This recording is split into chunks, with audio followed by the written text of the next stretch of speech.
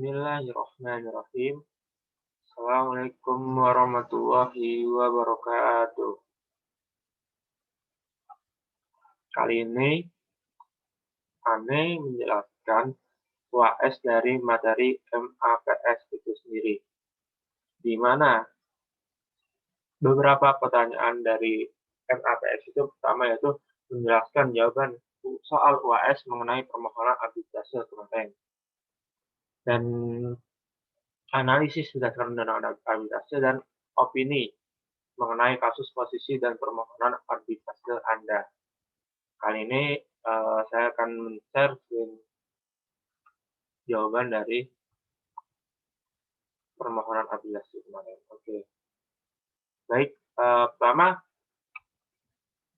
Undang-Undang Arbitrase mempunyai dasar hukum pada Undang-Undang Nomor 30 Tahun 1999, di mana undang-undang ini menjelaskan bahwasanya arbitrase merupakan cara penyelesaian suatu sengketa perdata di luar peradilan umum yang didasarkan pada perjanjian arbitrase yang dibuat secara tertulis oleh para pihak yang bersengketa. Para pihak tersebut tentunya sebagai subjek hukum, baik menurut hukum privat, publik ataupun privat. Selanjutnya, perjanjian arbitrase adalah suatu kesempatan berupaya klausula arbitrase yang tercantum dalam suatu perjanjian tertulis yang dibuat para pihak sebelum timbul sengketa atau suatu perjanjian arbitrase tersendiri yang dibuat dari dari para pihak setelah timbul sengketa. Jadi perjanjian ini bisa terjadi sebabnya apa? Sebabnya yaitu adanya sengketa, sehingga akibatnya yaitu perjanjian arbitrase tersebut. Oke, kita lanjut ke share screen kita. Pertama kali ini ada pemohon dari PT Cipta Kridatama. PT Cipta Kridatama dan permohonannya dari Badan Arbitrase Nasional. Mereka keduanya sama-sama subjek hukum. Namun ada beberapa dasar pemohonan dan apa posisi mereka. Dasar pemohon kali ini telah sepakat membuat perjanjian untuk kegiatan penambangan batubara dan dituangkan dalam kontrak perjanjian penambangan batubara nomor 01/BT-Kontan/12/2006 tertanggal pada 20 Februari tahun 2007, di mana berdasarkan kontrak ini PT Cipta Kridatama dalam jangka waktu 60 bulan atau apabila sudah tercapai target produksi 5,7 juta metrik ton wajib melakukan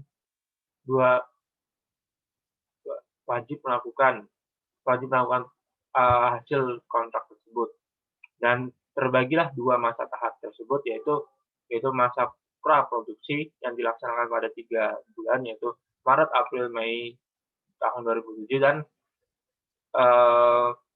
masa produksi dimulai setelah lewatnya masa praproduksi, dimulai dari bulan Juni.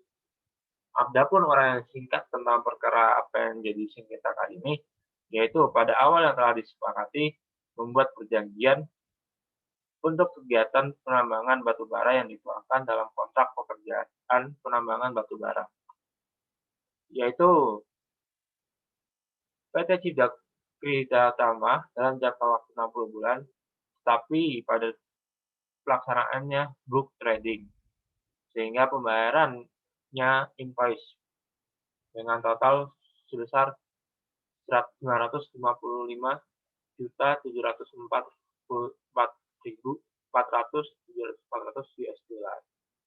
Sehingga ini menimbulkan suatu sengketa, di mana adanya ketidakpercayaan yang diberikan oleh PT oleh penambangan kali ini. Dan terlebih yaitu di bagian ini ya, di bagian pemohon itu ya, tanda tangan dari beliau, dari orang ini, itu pemohon itu harus ada. Oke, Eee, ini sedikit penjelasan tentang draft perjanjiannya ya. Dan kalaupun sebenarnya masih banyak contoh-contoh, tapi kali ini karena soalnya tentang PT Tridharma, itu silakan. Soal kedua yaitu tentang opini saya sendiri. Pertama, perjanjian ini memang betul nyatanya adanya suatu yang dirugikan. Di mana menurut saya pribadi, jika ada yang dirugikan pasti akan timbul sengketa. Dan yang dirugikan apa untuk perjanjian kali ini yaitu pembuatan batu baranya tidak mencapai target dan invoice pembayarannya, sehingga akan timbul suatu tujuan yang tidak dari awal dan bahkan akan mangkrak pekerjaannya. Dan selain itu, ada salah satu putusan di mana putusan tersebut diajukan oleh BANI, Badan Arbitrase Nasional, terkait gugatan kali ini. Namun, jika kita berdalih kepada undang-undang arbitrase sendiri, ada beberapa upaya hukum dalam undang-undang arbitrase ini, terletak di dalam pasal 70 itu sendiri, di mana pembatalan arbitrase ini upaya hukumnya ini sedikit meragukan, karena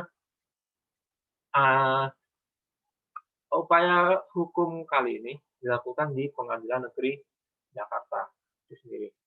Di mana kalau kita berbicara tentang arbitrase ini kan suatu perjanjian berdata yang awalnya itu ada kesepakatan, bahkan kesepakatan jika akan diselesaikan di dalam perjanjian arbitrase tersebut. Namun ternyata tidak diterima legowo oleh para pihak, sehingga mengajukan upaya hukum lagi.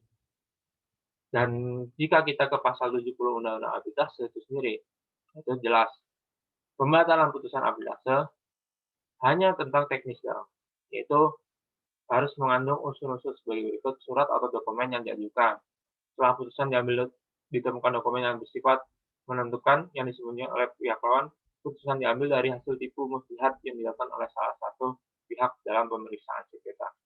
Menurut Anda sendiri ini akan menimbulkan bahwasanya arbitrase merupakan upaya hukum atau penyelesaian sengketa alternatif itu, tapi dipermainkan.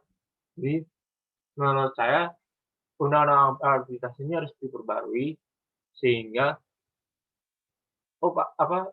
legalitasnya upaya hukum ini sangat tinggi. Kalau kita sering mengetahui bahwasanya hakim-hakim itu, hakim baik pengadilan negeri atau hakim MK atau hakim MA itu terlalu banyak draft yang masuk untuk gugatan, namun penyelesaiannya hanya sedikit, sehingga makanya timbul pengadilan arbitrase tersebut, perjanjian arbitrase tersebut.